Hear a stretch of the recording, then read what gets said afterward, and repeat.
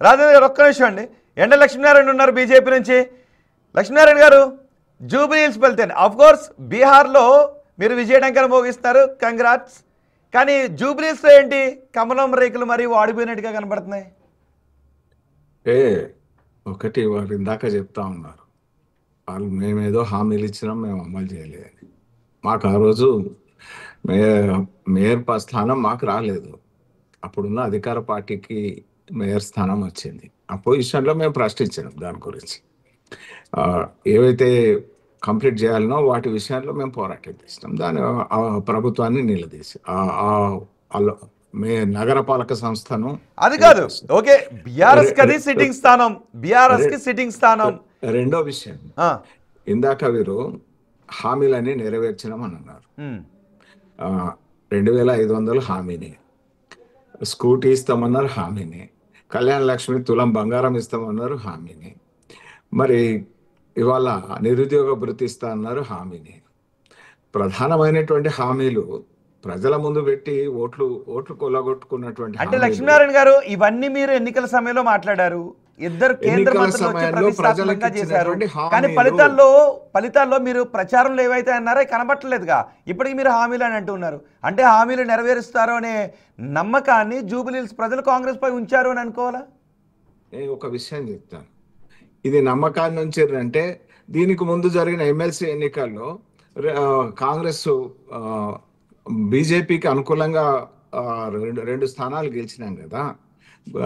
ప్రజలు కాంగ్రెస్ నమ్మకాన్ని ద్రోహాన్ని ఎండగట్టిండ్రు అనేటువంటి విషయం స్పష్టమైతా ఉంది కదా. నేను ఒకటే, ఇక్కడ ఉన్నటువంటిది ఏదైతే ఉన్నదో జూబ్లీ హిల్స్ కాన్స్టిట్యున్సీ డెమోగ్రఫీ వేరు.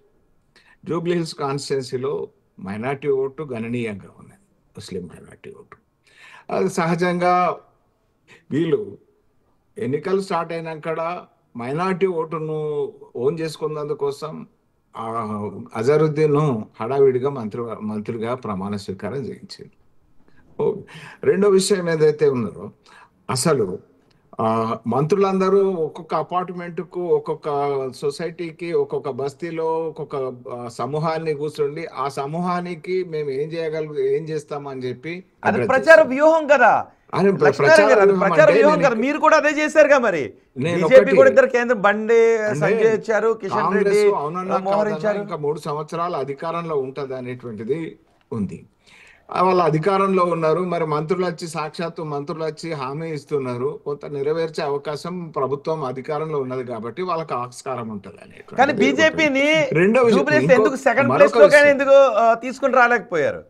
మేము ప్రత్యామ్నాయం అని అంటూ ఉన్నారు, కానీ 2వ ప్లేస్ లో కూడా కనబడలేదు. కేవలం అదిగో 3475 ఓట్లతో ఖాతాలో వేసుకున్నారు. అంటే ఇక్కడ ఏమైపోయిందంటే, ఒకటి మాగంటి గోపీనాథ్ 3 సార్లు అక్కడ ఎమ్మెల్యేగా ఉండి, అంటే ఏదైతే కొంత ప్రజల్లో అతని మరణం తర్వాత సానుభూతి బీఆర్ఎస్ పట్ల 2 సార్లు ఓడిపోయిండు ఈ అభ్యర్థి అనేటువంటి క్యాండిడేట్ మీద సానుభూతి, అక్కడ స్థానికంగా అభ్యర్థి ఉన్నాడు అనేటువంటిది కాంగ్రెస్ అభ్యర్థి పట్ల ఉంది.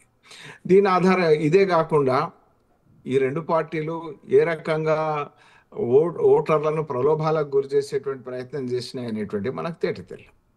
వీళ్ళు వాళ్ళను 4000 ఇచ్చినామంటారు, వాళ్ళు వీళ్ళను 4000 ఇచ్చిన. ప్రలోభాల లేక మీరు వాళ్ళ మనసును చూరగొనలేకపోయారు? ఒక్కసారి నాయన ఉన్నారు, నాయన రాజేంద్ర ఉన్నారు, నాయన రాజేంద్ర కూడా ఉన్నారు, కానీ ఆయన వేరే అంటున్నారు. కామన్ ఓటర్ మీరు లైన్ లో తీసుకొని మాట్లాడినారు అనుకోండి, తెలుస్తుంది. మళ్ళొక విషయం, ఇంకో విషయం, ఎండల్ గారు ఒక్క నిమిషం, నాయన రాజేంద్ర గారు అభిప్రాయం కూడా తీసుకుంది. ఇవాళ బీహార్ లో కూడా గెలిచినట్టు ఇదే పరిస్థితి అన్నట్ట. ఇట్లా చేస్తేనే గెలిచారా? మీరు గెలిస్తే ఒక దగ్గర, మేము గెలిస్తే ఒక దగ్గర. అది పద్ధతి అలవాటు అయిపోయింది వాళ్ళకు.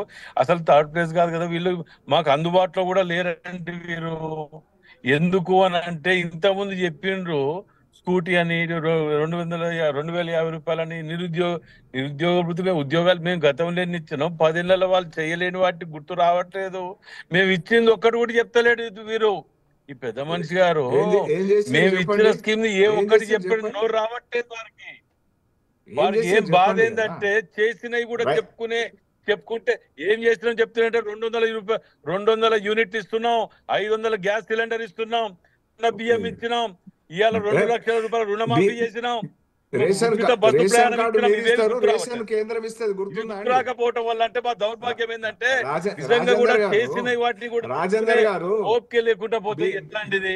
ఆ రాజేంద్ర గారు ఎండలేదు మిమ్మల్ని క్వశ్చన్ అడగాలనుకుంటున్నారు. రాజేంద్ర గారు, మీకు అవగాహన ఉన్నదా? నాయన గారు, వీళ్ళు రాజకీయాలలో ఎక్కడ రాజేంద్ర గారు, వీళ్ళ మంత్రులు తిరిగినట్టు కిలో బియ్యం, వీళ్ళ ఆరు క్యాడర్ కిలోల తిరగలేదు, బియ్యంలా మీరు ఎన్ని వచ్చినాయంటే ఇస్తున్నారు? గరీబ్ రాజేంద్ర గారు మిమ్మల్ని ఎండలో క్వశ్చన్ అడగాలనుకున్నారు. ఒక్క నిమిషం ఎప్పుడు చెప్పాలో చెప్పండి, పెట్టుకొని కూర్చుందాం. నేను అడుగుతున్నా, ఎన్ని ఇస్తున్నాం అనేది లెక్క, చెప్పమనండి, 6 కిలోల బియ్యంలో మీరు ఎన్ని ఎన్ని ఇస్తున్నారు? ఎన్ని ఇస్తున్నాం అనేది ఒక డెబిట్ పెట్టుకుంటే దాని మీద లెక్క తీసుకొని కూర్చొని అథెంటిక్ గొప్ప చెప్తా నీకు, అథెంటిక్ గొప్ప చెప్తానండి. మీరు ఎన్ని ఇస్తున్నారు అంటే ఇంతవరకు ఇచ్చినే చెప్పలేదు, ఇప్పుడు ఎన్ని ఇచ్చింది చెప్పమంటున్నారు అంటే మీరు మీ నిజాయితీ చిత్తశుద్ధి అవుపడుతున్నది. ఇక్కడ మీకు ఇక్కడ తెలంగాణలో తప్పించుకుంటారు ఎందుకు? తప్పించుకోవటం ఎందుకు?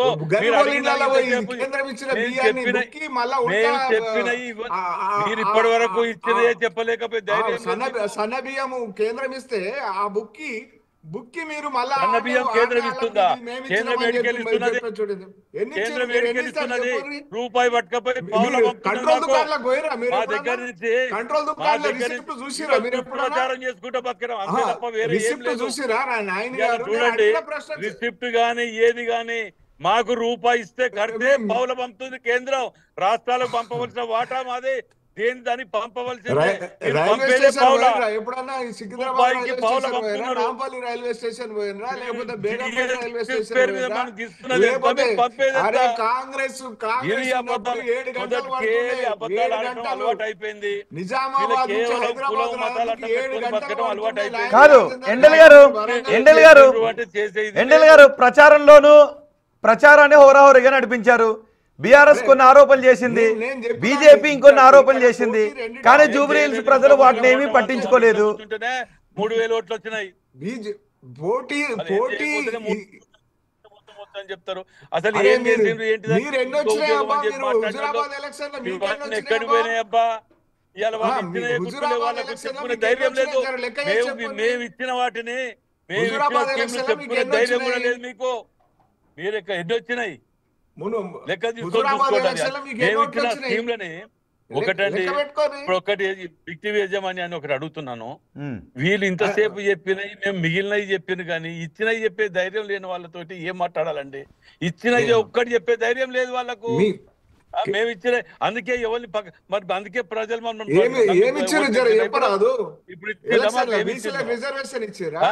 వీళ్ళు కనీసం 1 రూపాయి కాదు. బీసీల రిజర్వేషన్ కి మీరు సహకరించి ఉంటే అయిపోయింది కదా. కాదు, ఈ పాటికి స్థానిక సంస్థల ఎన్నికలు కూడా అయిపోయి ఉండే. ఎండ లక్ష్మీనారాయణ గారు, బీసీల రిజర్వేషన్ కి మీరు సహకరించి ఉంటుంటే ఈ పాటికి స్థానిక సంస్థలు కూడా అయిపోయి ఉంటుండే. సౌత్ నే విస్మరించి సౌత్ ఇండియానే నీళ్ళు అవుతున్నారు. నార్త్ వాళ్ళు పక్కనున్న నిజామాబాద్ పార్లమెంట్ లో 1 సీటు బీసీకి ఇవ్వలేదు. బీసీలను మోసం చేసిర్రు. మీ బతుకంతా గిదేగా ఏది ప్రాంతీయ తత్వం రెచ్చగొట్టడం, కుల మతాలను రెచ్చగొట్టడం, వీటి మీద బతకటమే తప్ప ఏం చేసినవో చెప్పండి.